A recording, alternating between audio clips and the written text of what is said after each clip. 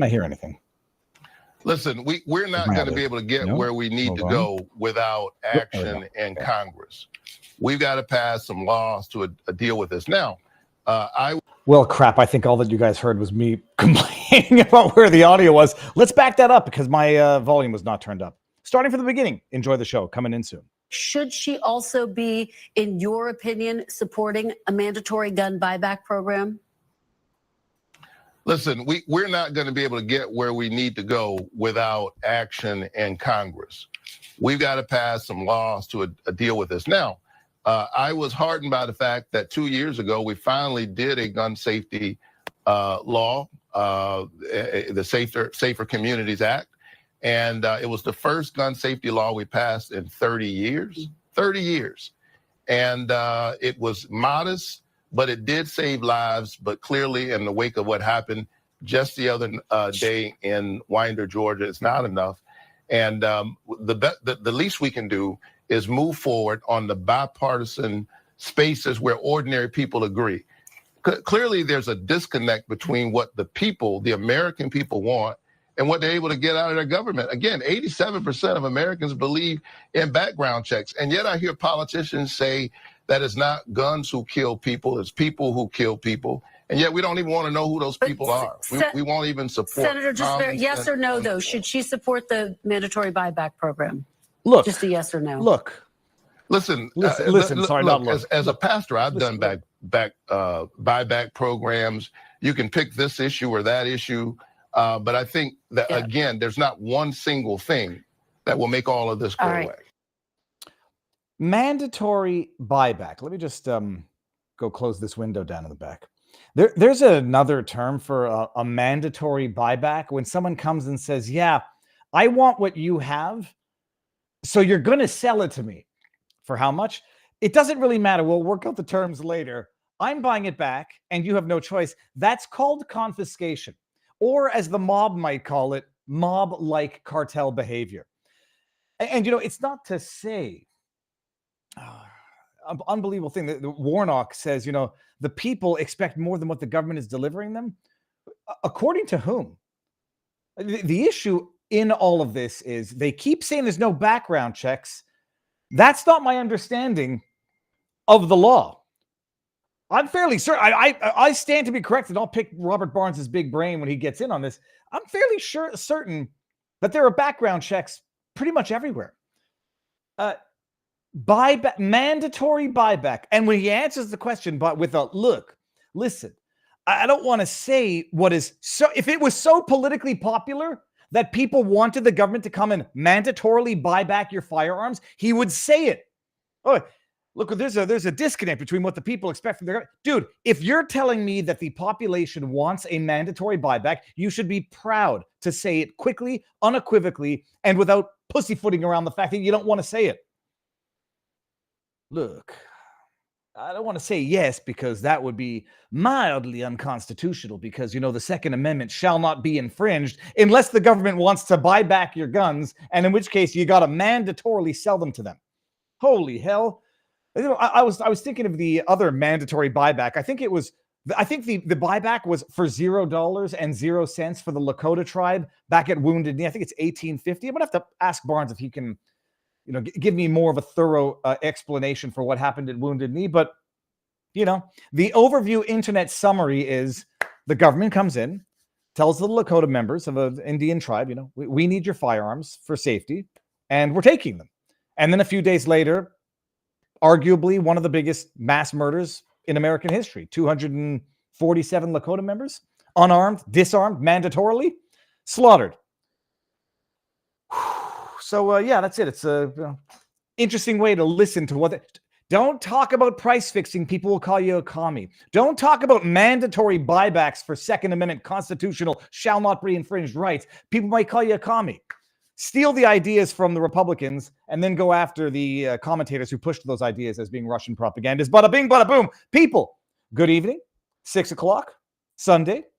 I should have checked that I think I did check that we were satisfactorily live across all platforms. We are live on Rumble. We are live on YouTube. And we are live at the wonderful community at vivabarneslaw.locals.com. Let me just double check one more time that I'm using the proper mic? Oh, yeah, I am. An unarmed society is a complacent society, says proctologist. And the expression also goes, the invert of that is an armed society is a polite society. We're going to talk about that, the shooting up in Georgia, because as per usual, there's more to it than, would meet the eye. Okay, just because this caught my eye, Bucklebrush Jones from Rumble. If Lauren Chen is Canadian foreign agent, foreign agent is given. I don't know. We're going to also get to that in a bit. So for those of you who are new to the channel, I don't think there's going to be very many of you. First of all, share out the link. We're live. This is awesome. Every Sunday night, Viva and Barnes Law Extravaganza.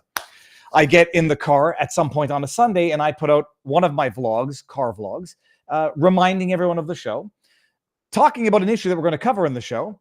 And we start, for those who are new, on Rumble, on CommieTube, aka YouTube, on Twitter, I believe we're on Twitter, and on vivabarneslaw.locals.com. At a given point in time, we end on CommieTube and Twitter. Not ending on Twitter because it's commie by nature, but the way studio's set up, you have to go to Rumble and Locals. And then after the show is over, we end on Rumble and we go for our Locals after party, where we take questions from all $5 tips and up. And as we're live throughout, I read the super chats and the Rumble rants in as much as I can. If you're going to be miffed, if I miss your Rumble rant or your super chat, do not give it. I don't like people being miffed. I got distracted because I got tagged here. Mercina Lady in YouTube says, Viva, I continue to check if I have subscribed because YouTube has not been notifying me. It always checks that I am subscribed, but YouTube is not notifying me. I make sure it's checked all. There is undoubtedly chicanery afoot on YouTube. My Viva family channel was randomly demonetized for no good reason. I think I know the reason. I don't think it's political. I think it's algorithmic and it has to do with licensing videos to licensing agencies. So I will not immediately reflexively jump to politics. But there's definitely no question there's chicanery. I got 5 on it. Says truth, sanity 1. So, by the way, we're going to get into all this. We have a great show tonight, and I got a few more videos lined up on the backdrop. But before we even get started, we got to thank our sponsors of the evening, and there are 2 of these wonderful sponsors. The one is going to start with this. You may not know that that's what I look like without my shirt on. It kind of is, but it's not me on that. I just take one more quick peek, make sure they're not using my body and likeness. No, not quite. People, we are living through a new realm of tyranny. We have a Secret Service that takes down the shooter, but only after he shoots our president. An FBI that fabricates cases, an ATF that wants to take away our guns, and an FDA that favors big pharma companies over our health. Quite clearly, our government agencies have been weaponized against the American people. In times like this, we have to stick together. We need to back our leader that literally took a bullet for us. We need to fend off the leftist media with independent media outlets that are not bought and paid for, despite what they try to tell you. And we need to stay strong and healthy enough to protect our families. Just like they are trying to take down Trump, they're also trying to take down Black Forest Star product, NMN. November, Mama, November. And it's not because of safety or efficacy. It's because of the greedy and evil powers that want to put a puppet president and jab us with another jibby jab boost. You see Kathy Hochul's video the other day? It's psychotic. Now they're trying to turn M&M into the first ever anti-aging prescription drug simply to fill their never-ending pockets. Why do they want to do this? Because M&M works. NMN is vital for the functioning of 37 trillion cells in our body. A study by Harvard claims that NMN can help reduce weight, cholesterol, and even blood pressure in overweight adults. It's the new thing that I know not only slows down, but can reverse aging, according to Harvard. It's wonderful. It's a game changer. I've asked Black Forest to give my followers a special discount because I want to see you guys have a chance, get your hands on it before any potential restrictions come into play. For the next 48 hours, you can buy 2, get 1 free. Black Forest Supplements is ready to fight for this. They want to ensure that people have access to NMN, but who knows? There might come a day when agents at Black Forest's door, hopefully not at mine as well, trying to stop them from selling the life-changing supplement. So I urge you to check it out now while supplies last. Buy 2, get 1 free. The website is blackforestsupplements.com/Viva. Now, before we get into the second sponsor of the evening, people, I have so many videos on the backdrop that I don't even know which ones I want to go to. We're going to go to trip down memory lane, people. No, you've all seen the vlog today. We're going to go to fake news. Did I talk about this one the other day? I think I did, but I think it's worth bringing up the next lie because all they do is lie. Gavin Newsom talking about the school shooting out of Georgia. J.D. Vance, cold, heartless bastard that he is. I don't know where Gavin Newsom came from, and whether or not he came from a silver spoon in his mouth as a childhood. I don't hold that against people. The idea to be so godforsakenly dishonest in a way that is evil. There's no other way to say it. The news talking point as relates to the Georgia school shooting is that J.D. Vance came out and said school shootings are a fact of life. Just a fact of life. And I said, well, this is the video clip. Let's just play this and revel in the malicious dishonesty of the left. Now, look, the Kamala Harris answer to this is to take law-abiding American citizens' guns away from them. That is what Kamala Harris wants to do. She says, look, I don't like this. I don't like to admit this. I don't like that this is a fact of life. But if you are a psycho and you want to make headlines, you realize that our schools are soft targets. And we have got to bolster security at our schools so that a person who walks through the front door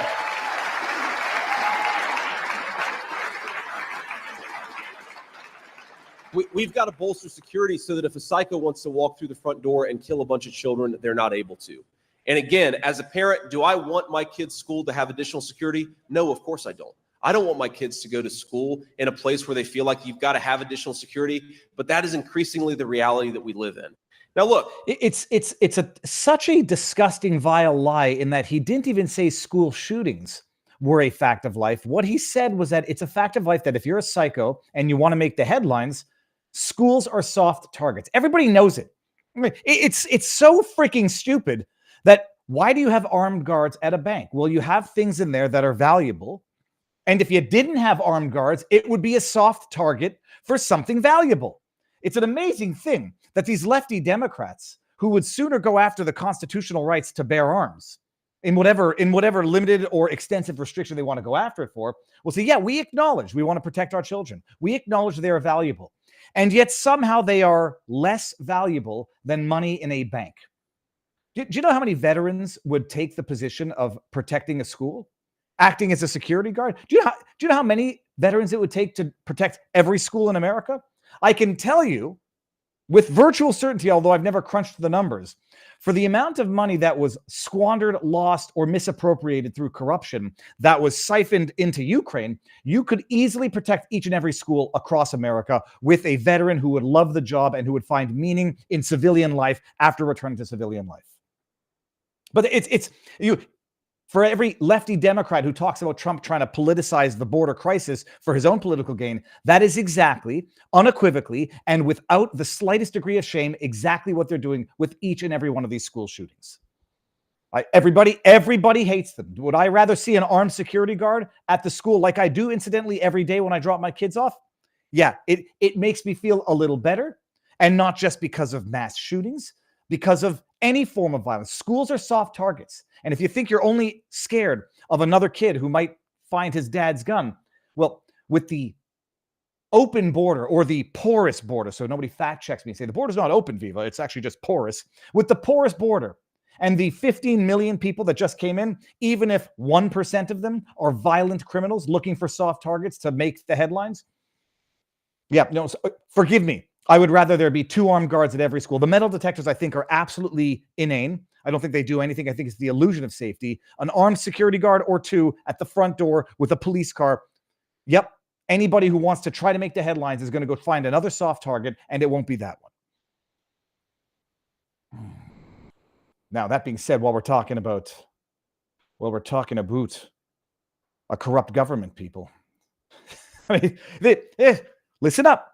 The world is getting more unpredictable by the day. Political insanity, rumors of civil war, and an unstable stock market, and now the looming threat of a new global health emergency. Did you know there's a bird flu summit coming in October? Eerily similar to Event 201 that foreshadowed the COVID pandemic. Whether or not you think the pandemic was planned, fake, weaponized, one thing is for certain, it was politicized.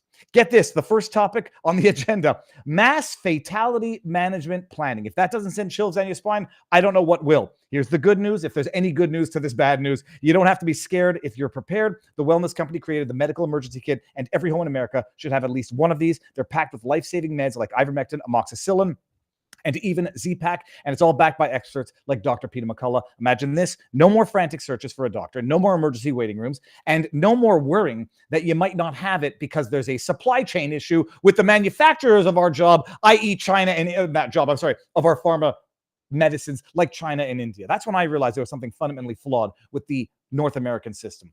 No more, that's it.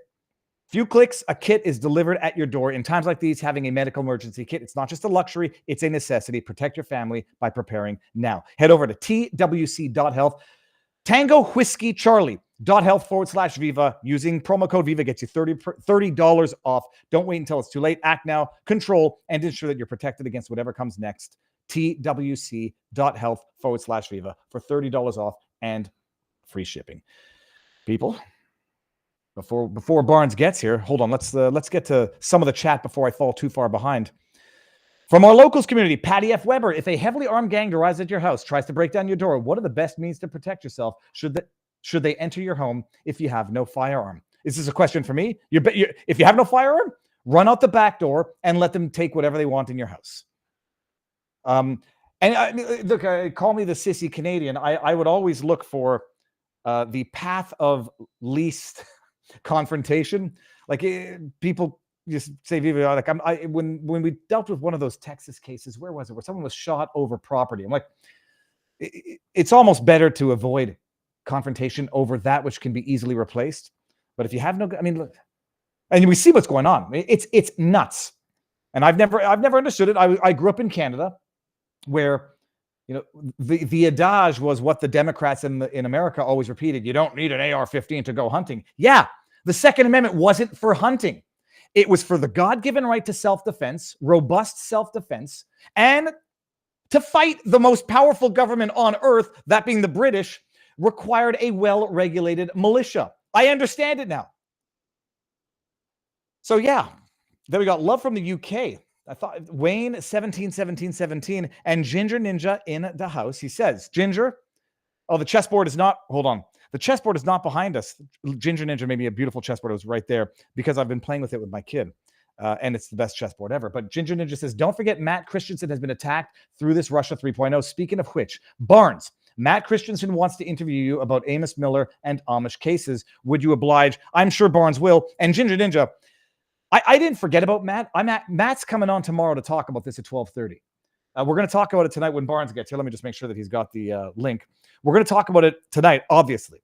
But Matt is coming on tomorrow to discuss this, and we're going to go into it tomorrow. So 12:30. The only reason I didn't mention Matt in my video today, I don't know the details of Matt's situation, so I don't want to make a mistake. When I say that the content was licensed, I'm not sure that Matt. We're going to get into it.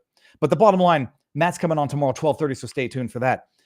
And we're going to get into some serious stuff tonight. Holy sweet, merciful crab apples. Cheryl Gage in YouTube says, Time Magazine used to be good 50 years ago. Now just a bad joke. Yeah, Time Magazine did the top 100. That was my handle, not my, that was not gas. Time Magazine did the 100 most influential people in AI, and Elon didn't make the list. Oh, hey, Barnes, we can hear you, just so you know. I think we can hear you. I can hear you. Rumble Studio has to fix something where if I try, sometimes Studio has this thing where unless the person coming in has disabled mic and camera, they're going to pop onto the stream if I'm live. And so it's a little confusing for people who've never used it before, and risky if they come on like if they're pulling a tube and they come on butt naked and screaming bloody murder. Robert, what was I just saying 2 seconds ago? Matt Christensen. Shoot balls. I absolutely just lost my thought. Doesn't matter. Robert, how goes the battle, sir? Good. Someone's going to remind me in the chat. Oh, for good. It was about Russia. It was about Matt Christensen. Oh, the licensing. Oh, that's right. So sorry. So I didn't mention Matt Christensen in my video today because I'm not sure what his situation is in terms of the details here.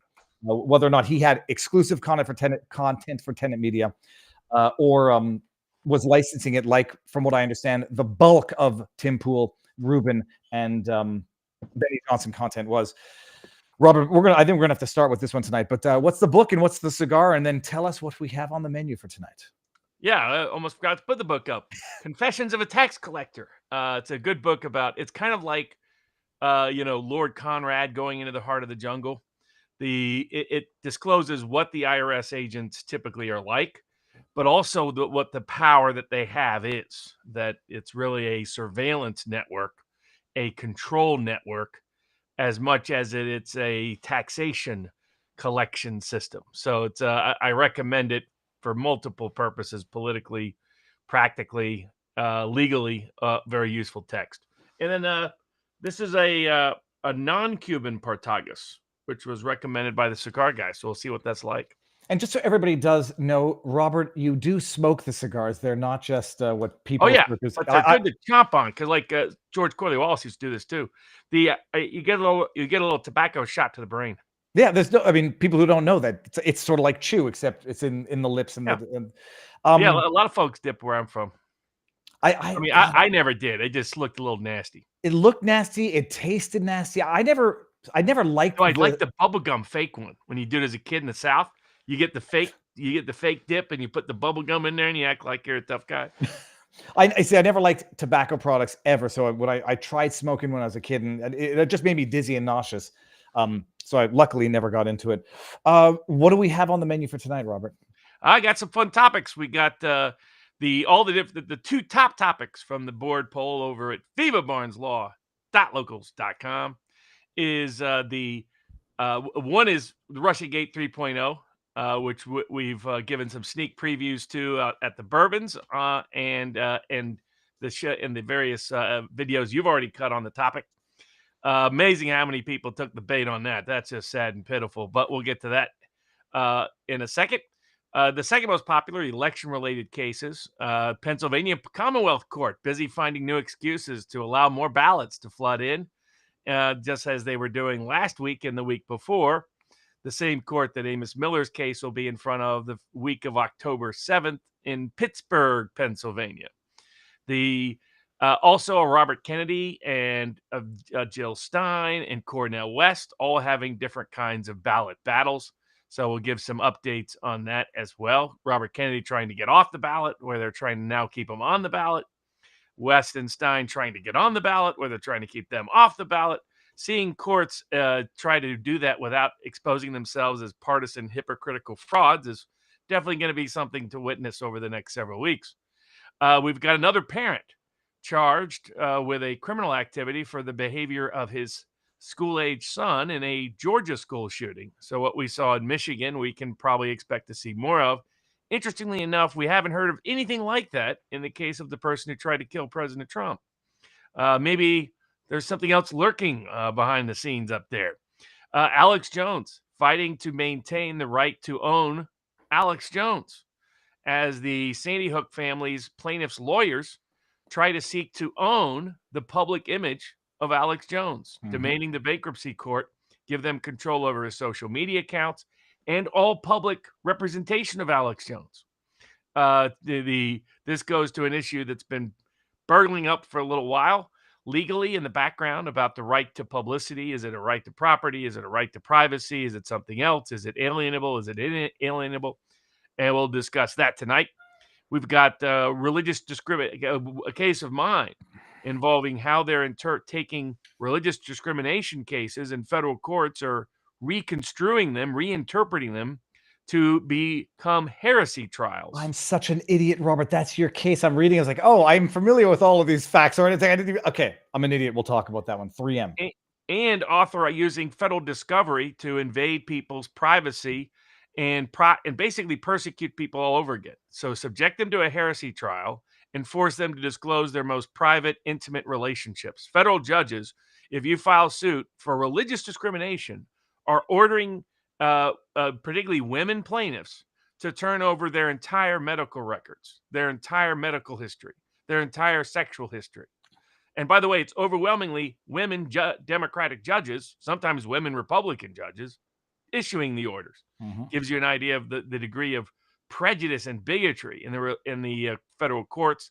But it's going to these cases are now going to determine more than just your right against religious discrimination and your right against vaccine mandates, but your right to privacy in federal judicial proceedings and your right against heresy trials.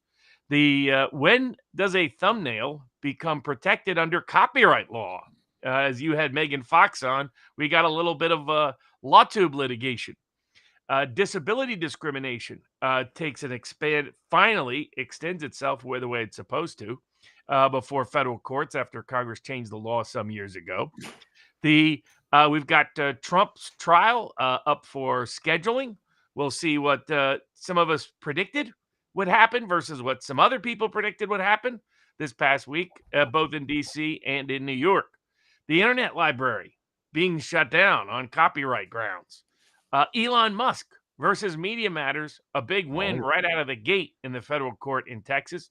Probably chose the right court to file suit in. So that's just a small list of the fun topics tonight. Now, I just shut my light because I think this makes me look a little less old. I find with the headline, chat, you'll let me know which light you prefer, the way we started or this right now with sort of the after dark Viva. We're obviously starting with the RussiaGate 3.0. And just to answer a question down here, has Lauren Southern made any statement? Not that I know, but I'm not 1,000% certain. So the very summary of the facts. I think everybody knows what happened now. This indictment came down. I could not find out when the indictment was not handed down, but submitted and approved. Like there was no date on it that I could see, right? Other than the date it was unsealed. Oh, that's a good question. Usually there's a date at the end where the grand juror is signed. I'm going to go see if I can pull that up when you give us your feedback. Did you see which district it was in? Oh, Southern District of New York, Robert. I mean, that's the first thing I go to now. Where is it? SDNY. Oh, amazing. Of all the places, of all where these defendants are located, SDNY. All right, so everybody saw it. 2 Russian nationals who, from what I understand, are not in America in any event, were named as the 2 defendants, alleged criminal defendants guilty of FARA violations and money laundering because they allegedly set up a persona through which they were funneling upwards of $10 million into a Tennessee company that, at least according to the indictment, they imply that they knew that this money was coming from Russians sort of surreptitiously, but that's only as a matter of opinion, not as any matter of evidence in the indictment. It happens to be Lauren Chen's company that she set up in Tennessee with her husband. And they were taking this financing, which I presume they thought was from rich right-wing Europeans who wanted to finance a startup right-wing conservative website or platform. And the money was used to license and sign on big content creators, conservative content creators, Tim Pool, Dave Rubin, Benny Johnson, Lauren Southern, and Matt Christensen, who's going to be on tomorrow. Okay. It turns out apparently that this is FARA violations and money laundering because I don't know. I mean, those are the allegations of the lawsuit. The only paragraph that suggests that Lauren Chen knew does it by innuendo. There was no evidence in there, private DMs or correspondence that said, that admitted definitively, we know this money is coming from dark sources and we need to conceal it, period. So what was the terms of the agreement? Was it a $10 million loan? Was it just philanthropic donations? We don't know yet. There is no, that I saw, and if anybody can point me to evidence that shows Lauren Chen knew, I'm all ears, but I didn't see that from the indictment. And then they pass off these commentators as stooges who were promoting Russian disinformation, even though by the indictment itself, there was no editorial oversight, no uniform messaging. And at least in the vast majority of it, it was material that Rubin, Poole, Benny were producing anyhow, that they were licensing to Tenet to rebroadcast so they could build up this platform into something bigger, hopefully. All right. That's the fact pattern. Lauren, I don't think has said anything publicly. Neither has her husband, Liam, I think is his name. And I had on the employee of Tenet Media, Taylor Hansen, on Fridays. Amazing guy, and hopefully he can land on his feet. Robert, this is the question. How the hell is this a FARA violation in the first place? Yeah, I mean, all of it's a fraud. Everything about it's a fake case. So it's a case that's meant to never go to trial. It's a case that's meant to never have discovery.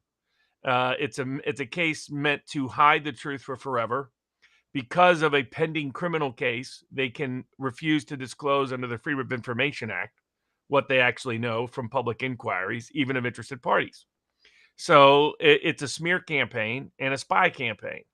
For those that don't remember, RussiaGate 1.0 was to cover up a spy campaign. the CIA, the FBI, the DOJ, high-ranking members of the Obama administration, conspiring with the Five Eyes network. That's the UK, Canada, Australia, New Zealand, were conspiring with the CIA to spy on the Trump campaign and to launder their illicit spying operations by having another country do it if they couldn't do it domestically. That was part of the Five Eyes operation.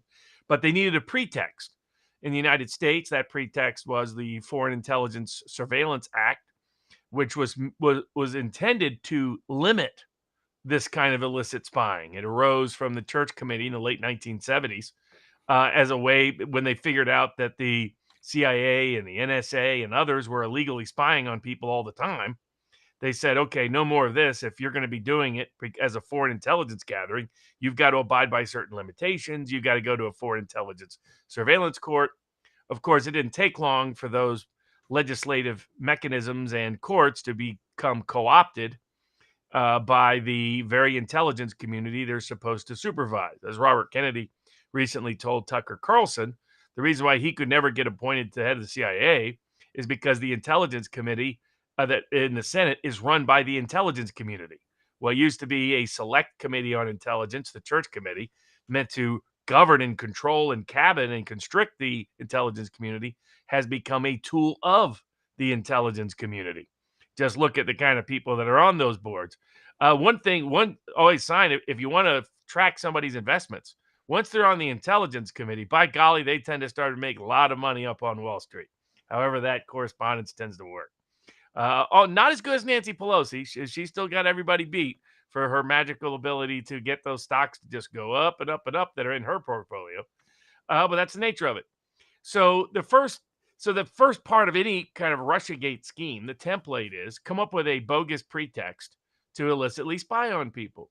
One giveaway that this indictment was really all about illicitly spying on people is their evidentiary sources. If they have Discord chat, how the hell they got in there, nobody knows. DMs. And I was wondering, like, people were saying, well, Lauren must have turned and she was one of their witnesses. She turned witness to the two Russian agents. From what I understand, she was as shocked when they got raided and shut down and saw the indictment as anybody else. So that's unlikely. So how the hell did they get in there? Probably another FISA application behind closed doors based on falsified evidence like they did in 2016. Completely. So that's always the first goal. You allege foreigners are involved. That allows you to circumvent normal federal district courts that would have to be involved in any kind of search warrant. It allows you to spy on everybody's communications and correspondence without them having any notice or knowledge of it. The entire indictment is filled with your classic FISA material. Almost nothing that would come from a traditional material. So that's what the first real object. And remember what FISA allows. FISA allows what they call one hop rule. Basically, anybody that you have a FISA warrant on, you can also look at who they're communicating to, their separate communications. So what this was they could look at, and you look at it, they chose people that were influencers in the conservative space. So they wanted to spy on Dave Rubin and anybody communicating with Dave Rubin. They wanted to spy on people communicating with Tim Pool and anybody they were communicating with. Spy on Benny Johnson and anybody they're communicating with. Spy on Lauren Chen and anyone they're communicating with. And spy on Lauren Southern and anyone she's communicating with. That was the goal and objective.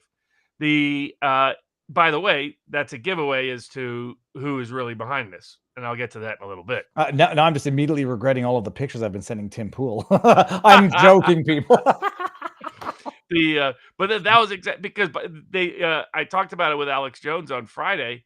They had tried the same thing with Alex Jones. They kept trying to approach Alex Jones with foreign investors over the last 6 years in order so they could illicitly open up a FISA operation on Alex Jones and everybody connected to him. Jones, of course, sniffed it out every single time. And in fact, frequently would report it to the feds. And he's like, of course, you guys are probably not going to investigate because you guys are probably behind this, but just FYI. So they finally quit after the third try of trying to entrap and ensnare Jones, and he didn't take the bait. I see people in the chat a little confused, and it's understandable. Lauren Chen is the founder one, and her husband is founder two in the indictment. She founded the Tennessee company Tenet Media. Lauren Southern is one of the conservative commentators. Don't know if she's specifically named as a alien, whatever they call them, a commentator one in the indictment. So it's Lauren Chen is the founder of Tenet, and Lauren Southern She was is one of the Tenet people that their Tenet was promoting. So the first goal, this was a spy operation, and it was to come up with a pretext to spy on all these people. The second goal was a political operation, a sort of October surprise that could boost the Democratic ticket. So that, when the time was right, when they'd milked all the information they could milk out of it, they would drop an indictment that would impugn the integrity of conservative media, and that would boost the Democratic narrative, because they still think modern day McCarthyism works. I mean, it's extraordinary they believe this, but they've convinced themselves of this. So they think that it will work to discredit conservative media and to boost the Democratic messaging. The third goal is, to your first question, to extend and expand the scope of the Foreign Agents Registration Act and comparable laws to effectively criminalize dissident speech in the United States, simply because it is connected to, even in the most tangential, indirect, and unintentional way, funding from someplace outside the United States. Now, of course, this makes literally no sense. The idea, the Foreign Agents Registration Act was passed intended to limit Nazi lobbying of Congress, and which actually was a problem. But it was direct lobbying of the federal government, and that if you were going to directly lobby on behalf of a foreign government directly pays you to go talk to that government and do work that's the equivalent of diplomatic work, but you weren't being disclosed as a diplomat. Congress wanted you to disclose, oh, by the way, I've been paid now by the French, I've been paid now by the Germans, I've been paid now by the Russians, whomever. But that's what it was for, very limited, discrete context. It had only been used prior to General Flynn 6 times in American history. Just to clarify that, it's for lobbying the government, and people want to know, if you're lobbying the government for foreign interests, that's where it makes sense. And foreign governments, on behalf of foreign government, not just any foreign interest, you have to be working directly for a foreign government. The question will be whether or not, let's assume that, and let's assume they were lobbying the government, and let's assume that it's the 2 RT employees. The question would be, were they acting in their capacity as RT employees? Even if they were, RT being state media, would that count as government lobbying? But bottom line, it's for lobbying the government, not for, I don't know, activism in the media. The idea that it now applies to any form of speech, that they keep trying to expand far wider and wider and wider. And I've been a critic of it from day one. Like the sedition laws, those are horrendous laws. The variations that people get excited about, our treason laws, a lot of the variations of our treason laws are unreliable laws that get used to go after political dissidents and outsiders. And that's especially true with the FARA laws. Ever since Flynn, they've been wanting to extend and expand this to allow them to criminalize speech they don't like by just calling it somehow lobbying on behalf of a foreign government. Because remember, even in Flynn's case, they didn't have direct payments from a foreign government, from the Turkish government. It was always they were going more steps removed, more steps removed, more steps removed, more steps removed. The irony of all of this is pretty much every think tank in Washington, D.C. is funded by the Mideast. For example, Ben Shapiro decided to be critical of Lauren Chen on these related issues, and they have different positions on Israel. And as I was watching the clip, I was like, what are the odds? Because Ben Shapiro is always, doing ads. Like there's these great parodies and satires of Shapiro that he has to do like 8 ads, every 15 seconds. But I was like, but what's the odds he does one that's funded by Israel? I was like, oh, well, what are the odds? He's going to sit here and criticize Lauren Chen for allegedly receiving money unknowingly from a foreign government, and he's going to sit there and stop in the middle of it and do an ad on behalf of a foreign government. And yet, that's exactly what he does. He does right there. It's like he's a living parody, Ben Shapiro. But the big money doesn't come from Israel, folks. It comes from, ask yourself how Qatar could be hosting and safe harboring the leaders of Hamas and get zero criticism in the United States or Western media. Well, maybe not in Paris and in France, because they own the famous French soccer team, the PSG, Paris Saint-Germain. Maybe not in the United States, because they own half the think tanks in Washington, D.C. If you threw a rock, you were going to hit somebody who's getting money from a foreign government. So the irony of them coming after this very tangential indirect claim is just ludicrous. By this theory, everybody in DC belongs in prison. Well, so it's not just that, Robert. Like, since that indictment comes down, I got jackasses on the internet saying, "Viva, you're from Canada. You have no business commentating on American politics." It's like, first of all, you morons, I pay taxes out here, so I think I have the right to speak to some extent. But this is how it's like moving the Overton window to now everybody thinking a foreigner talking about American politics, even in America, is somehow election interference or FARA violations. It's wild, and I don't know how you push back at that Overton window. It's FARA should be eviscerated. FARA is a walking, talking First Amendment violation, and an honest, honorable Congress would take it off the books altogether. Just take it off the books. You can require people to register who are actually lobbying by referring to lobbying in the narrow terms it has typically been defined, and that's it. Don't have any criminal sanctions. They will be abused. They've always been abused. It's because federal government has way too much criminal power as already. So that's the third part of this that's perilous. The effort to criminalize dissident speech by connecting it to foreign money. Aside from the glaring hypocrisy of this, Rupert Murdoch, foreigner. He's a U.S. citizen now, but he wasn't always. Carlos Slim, Mexican billionaire, owns the New York Times. By this definition, has every reporter at the New York Times registered as a foreign agent? Have any of them? I mean, it's one after the other. These people are all getting all excited. Megyn Kelly. Megyn, you could be prosecuted under this interpretation of FARA. So why don't we find a red state attorney general or district attorney and bring charges? I mean, why? It's subject to the Justice Department only. This is a federal crime. I'm an idiot. Okay, well, that answers that question. It's just a dangerous, perilous path to go down, and it should be scratched and scraped altogether. But so that's their other goal, and people should have been terrified and horrified of it. Now, let's get to, given the objectives of this operation, and many of which they achieved, you should ask yourself immediately, what's the evidence that any of this has anything to do with any Russians? Did RussiaGate 1.0 actually turn out to have Russian involvement? Not really. People seem to have forgotten. Like, I sort of tried to do the detailed breakdown in my car today. The Steele dossier was funded. That out of which that was born was paid for by the DNC from a. I don't know if he wasn't Russian. He was British. Yeah, I mean, he had an MI5 operative who working for MI5 and CIA, MI6 and CIA. And working with the Five Eyes to spy on Trump. He was the principal source. His first financier was a Ukrainian oligarch, anti-Russian. His second financier was the British government and British government officials. And his third financier was the Democratic National Committee. So it turned out to have nothing to do with Russians. Right? This culminated also into RussiaGate 2.0. RussiaGate 2.0, for those that don't remember, was Mueller was brought in to cover up the first version of Spygate. So the first version of Spygate the pretext was RussiaGate 1.0. He needed to create RussiaGate 2.0 to cover up for Spygate 1.0. That was under fake pretext RussiaGate 1.0.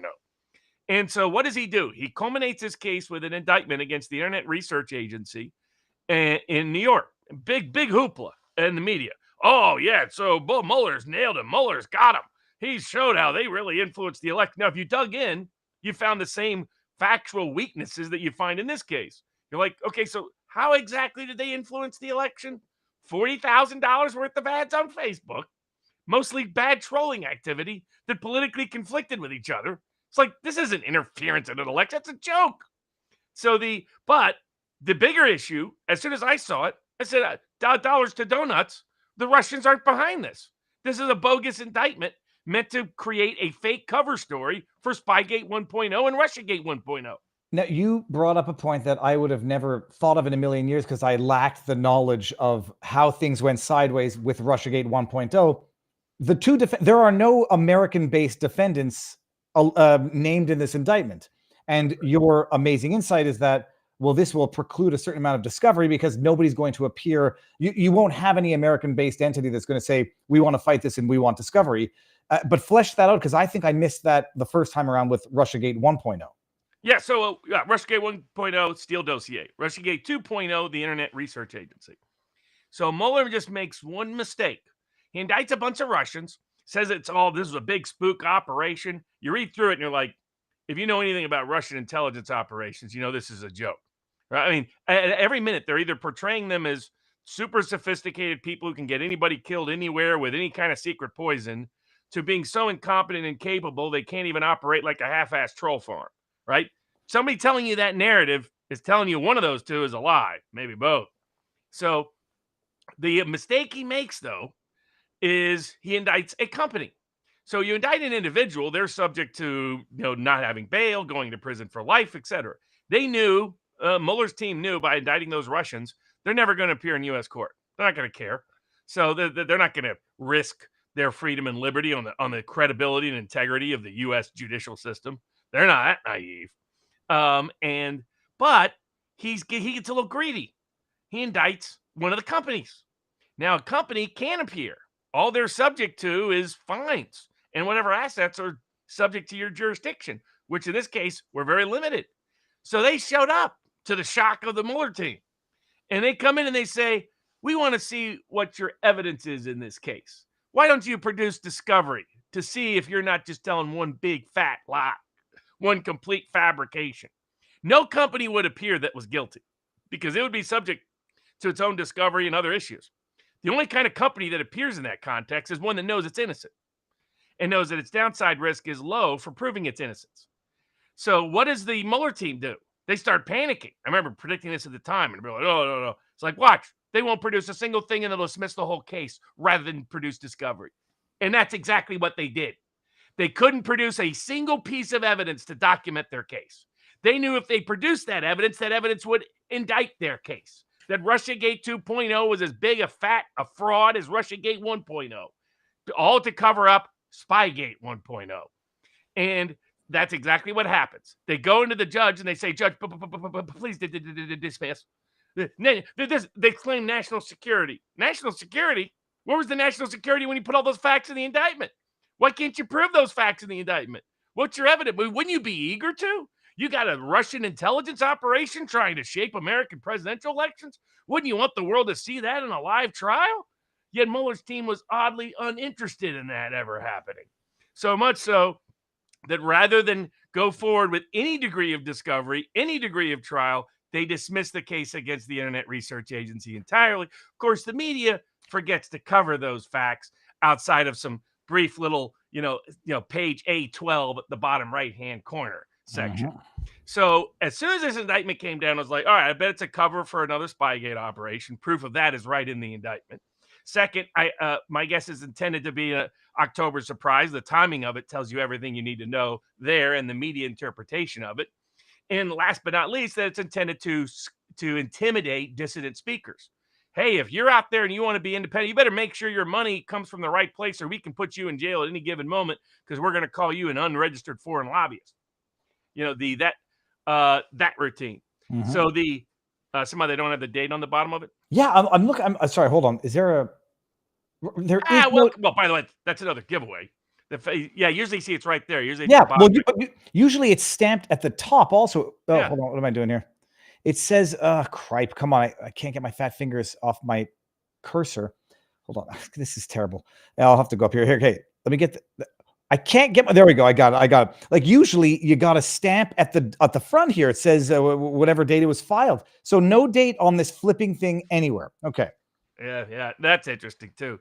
The that it was sealed and that they released it, the timing of the release. The day after. Well, the day after. Let me pull what's the grounds to seal it? What do they need to seal it for? And not just that they sealed it. I mean, I guess they want to identify the people. And then in that indictment, it's so thinly disguising who the people are that everybody knew within 5 minutes. But it was the day or two after how nobody's talking about the actual Chinese spies. They may have planned on this being a couple of weeks later, but they keep getting caught with Chinese spies working for Democrats. So they had to put that out there again. No, it's the Ruskies. Everybody, I mean, it's also meant to boost anti-Russia paranoia and all of that. Has that added little bonus to it for the deep state crowd.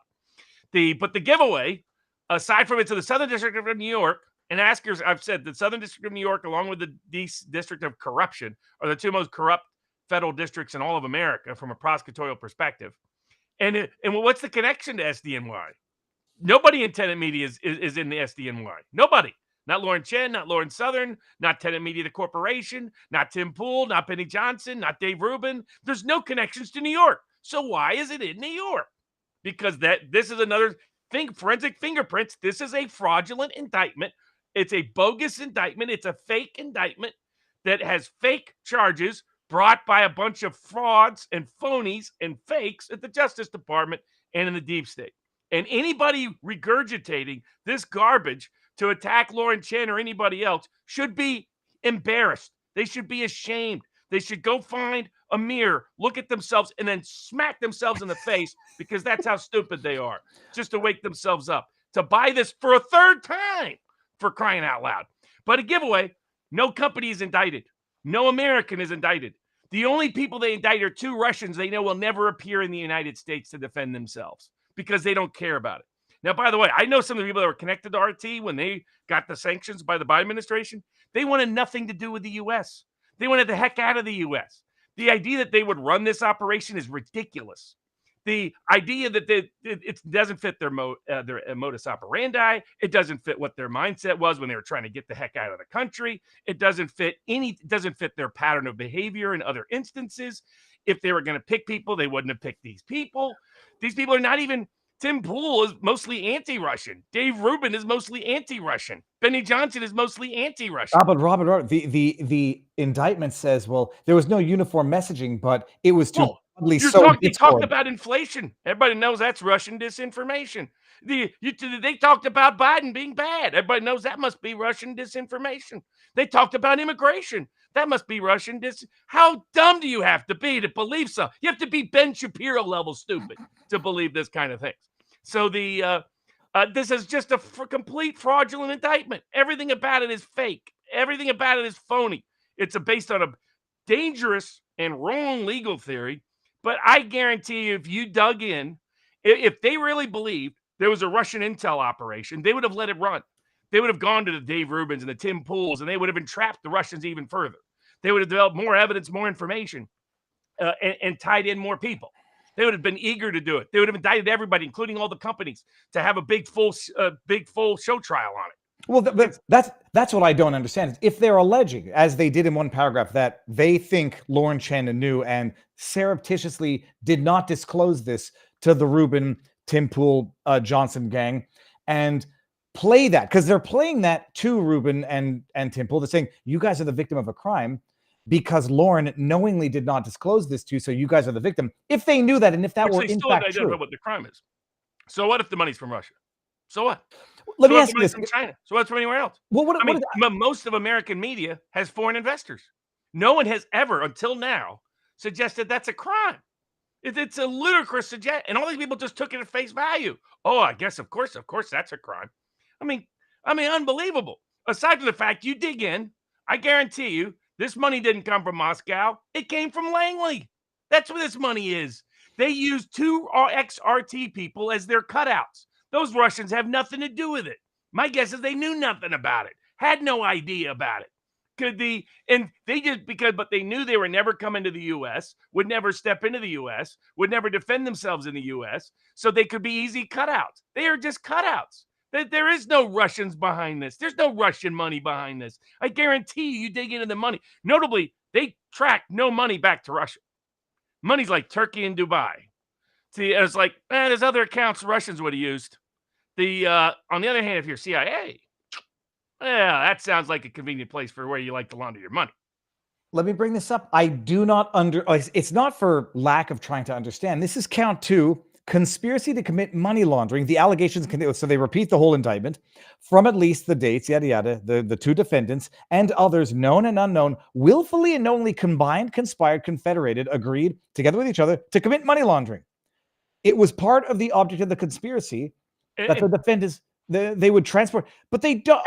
What's the money laundering? This is money laundering, unless you have an underlying FARA violation, which is a complete extension of FARA law. But what they're telling you is what they're doing. Just remove the Russians, put Langley, and you get a confession of what took place. They're the ones laundering money. They're the ones up to fraudulent activities. They're the ones trying to entrap people. They're the ones doing all of it. And they're going to keep running it over and over again until we get rid of FISA. They're going to keep coming up with bogus excuses to use FISA to spy on Americans. Now, I put out a video. I'm reluctant to. I was reluctant to put it out because I don't want anyone thinking like I'm needling Ruben, Benny, or Tim. I like them and I think they're good people. And I think Lauren's a good person also. And I don't believe anybody's done anything remotely wrong here. And I was going to DM them the video that I put out or my thoughts, knowing if anybody's in there, they're going to see my DMs anyhow. So I may as well make a video about it. Ruben, Benny, and Tim come out and they say, we think the FBI tells us we're potentially the victim of a crime, and so on and so forth. Tim says he's going to or at least meet with them. I don't know if he's serious or not. My thought is just by virtue of the fact that they say that we're the victim of a crime, I know that they're in a tough spot right now in that they need to distance themselves from even the accusations to begin with. Yeah. Lauren has had a YouTube channel. That's taking the bait. I would not do that. Well, up to me, I'd be like, you guys are a bunch of frauds. You illicitly spied on me. I'm suing you tomorrow for illicitly spying on me. Let's find out what the truth is. You got to be counter-aggressive with scuzzbags like these. You cannot roll over because any sign of weakness or any sign of politeness will be seen as a sign of weakness. Any sign of respectfulness or deference will be seen as a sign of weakness. And by golly, don't be dumb enough, Tim Pool or Matt Christensen, to sit down and talk with the feds. Come on. I mean, they're like, oh, we're volunteer. We want to prove how eager we are. This is like being accused of being a commie when you're not in the 50s and being like, I'm going to run to prove I'm not a commie. That never worked out well, folks. So you can't take the bait on any of this. You got to call it out for the fraud that it is. This is a deep state indictment meant to cover up deep state crimes against Americans that ain't got nothing to do with Russians. I like that response that should have been, and I can't blame them for what they did because I can understand also it's like but you're come on, Tim. I mean, how do you cover the General Flynn case and then make the mistake General Flynn made? That's what I mean. Come on. My reaction would have been, I don't even see a crime here. What's your evidence? The other thing is Tim. My first letter would be, I know you spied on me. Turn over the evidence now, or when do I sue? So I'd have woke those people up. Now, that was another question I had is, can anybody and everybody involved request the file that they built up on them? Well, they've designed to hide that under FOIA because there's a law enforcement exception. Only way you're going to get that is to sue. Say this was an illicit spying operation from day one. But that's why they made it so difficult for Carter Page to get legal relief and remedy, because it was illegal spying for him, and they found every excuse in the book to try to deny it to him. But the only way you're ever going to try to get remedy is to seek it. It may be uphill in certain places, but don't go and talk to them. These are bad faith actors. All they're there to do is try to entrap you into a mistake. That's it. And expect that they know every single communication you've ever had, because they've been using FISA to spy on you for 2 years. Well, that's what that's what would be my advice to Tim is, what information do you think you're going to give them? Like your communications with Lauren as to negotiations showing that you didn't know, like they already have that. They have everything. So like, what would you be able to give them other than stuff that they might not already have, so they can go after you for a ledger entry in your corporate books to charge you with 34 counts of the easiest thing to get somebody for is a false statement to an FBI officer. It's always the easiest. So that the goal is always to entrap you into saying something they can later say is false. That's why it never makes sense to sit down and talk with the feds. It just never does. They've proven themselves dishonest, dishonorable. And that's why, by the way, they invited them to a voluntary appearance. By inviting them to a voluntary appearance, they can say there was nothing about this that was in any way custodial. And so that they don't have to give them warnings, and they can entrap them all they want. So that's what that is. That's just a trap. Don't take the bait. Let me see. I want to get any chat that I might have not gotten to specifically on this, because before we move on to the next subject, and we're going to move on to Rumble, everybody. So get your butts on over there. Let me just open it up here. We got Freddy65 says, so if you don't believe Ukraine was involved in the Russian terrorist attack, proves you are a puppet. Only ISIS. I brought that up the other day, is that it was either NPR or CBS. One of them. Well, PBS, a bunch of people covered that, because the people who committed the terrorist event in Russia, went to Ukraine. Yep. So the Russians waited to see where they were going to go before they arrested him, and they got him going back in Ukraine. And it's by the admission of Ukraine for the last 6 months that they've been waging terrorism against Russia. So, it's like that was the only thing they could get. That was the only example. The indictment was so weak. My guess is they planned on never unsealing it. They just plan on having it stick there and, as an available option at some point. But they really just wanted to keep spying on him. The problem is, all you got to do is say, me, Fang Fang, want to work for you. And voila, the Democratic Party will hire another Chinese spy. I think she did a little more than say she wants it. She worked with them, all right. King of Biltong, good afternoon from Anton's. Biltong is one of the most protein-dense foods in the world, packed with B12. This is not an ad, but it's a rumble rant. He's figured it out. This is the system. Iron, creatine, and more. Need a healthy snack? Get yours at biltongusa.com. Anton, I got the email. My next package just came. I'm going to go to the post office tomorrow. Viva 10 for 10% off. It's delicious. It's like prosciutto made out of beef. 222 Billy Boy 13 says, bad day 2 weeks ago, Barnes. I asked if the kids one help could earn it, not free. Why would you act on that? What the? I don't know what that's about, but Karantov says, Karantov, that sounds oddly like one of the names in the indictment. Karantov, I'm joking. It was Kalishnikov. Americans have 5,000 nukes, 10 carrier battle groups, and like to replace other countries' governments every few years, then are shocked that us Canuck are interested in their country. USA, get over yourself. We got Viva and Barnes. Can we discuss Convention of the States now, please? Two wings of the same bird is like a record anymore. That's the Z-Man 01. Not sure how Viva and Barnes got together, but they really are the best duo stream out there. I think we're going to like 5-year anniversary almost. Truth, sanity, how different the world was back then. Freddie 65 has Lawrence other than made any statement, not that I know of. I live in a deep blue state, New York. Okay, well, and then we got the rest of these. Okay, and then let me see here over in Rumble. Oh, cripe. I'm still in the screen, but I can't see myself. Hold on. Let me see here. There was one super chat or Rumble rant, and I'm not reading it because I don't want to get in trouble. It said, sup my something it rhymes with something. It's not even the bad word, but I'm not even reading it. Trump should pound Harris so hard in the debate that Paul Pelosi would be jealous. Dear. Oh, that's brutal. That's brutal. Sorry, I shouldn't have even read the second one. So wrong. That's even by my standards wrong. I have such low standards. I didn't get it. Well, now I'm in trouble. Robert. Okay, so I think we've got all of it. I like that. Well, RussiaGate is fake. I mean, imagine the same people who bought the idea that Hunter Biden's laptop was a RussiaGate operation. Could it? I mean, they've done this now 4 or 5 times in the last 5 years. How many? And I saw so many straightforward conservatives just accept that. Oh, okay. That's the what government says Russia must be true. No, but they vitriolically go after Lauren as if they didn't just live through the Mar-a-Lago raid, which we know they falsified the evidence that they leaked to the media afterwards. When it happens to Trump, clearly it's bad, but now hey, it made for good. I think a lot of it is about rage baiting or rage clicking, whatever the hell it is. I think there's a lot of people who the internet drama is just too much to avoid. But look, it's going to take. It's not that I'm cynical. I believe that this Merrick Garland DOJ is corrupt to the core, so I don't believe a damn word they have to say. I know Lauren Chen; she's a good person. I met Liam; they're good people. And so, even if they're guilty of having taken European money to finance their operations, so effing what? And if we talk about foreign influence, the top of that list, Britain would be high up there. Canada would be high up there. Europe would be high up there. The entire Middle East, both sides, would be way up there. Like people like to highlight Israel or anti-Israeli sources. Both of them are high up. Now, I can tell you the anti-Israeli sources, a lot more money. They got a lot more oil. So that's where the big money is, folks. Well, but like I cannot downplay or ignore the APAC. So what would be the Qatari? I mean, APAC would be nothing compares to like Qatar. How do they do their lobbying, and do they have a? I mean, they directly buy it in many cases. I mean, there's jokes about. I mean, and not to mention, and then of course you have China, which has influence 100 different directions.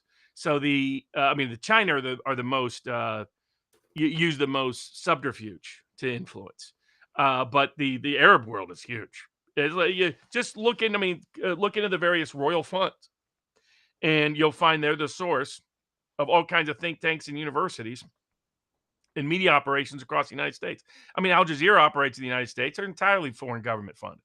I mean, so the idea that, and not only that, the ultimate capper of all this, the number one country in the world that directly funds through all kinds of cutouts, media influence campaigns globally to interfere in governments is the United States of America. Nobody does it as big as we do. Nobody does it as much as we do. Nobody does it as often as we do. And now we're going to pretend it's a global crime against justice for supposedly somebody to do it in the United States? Come on.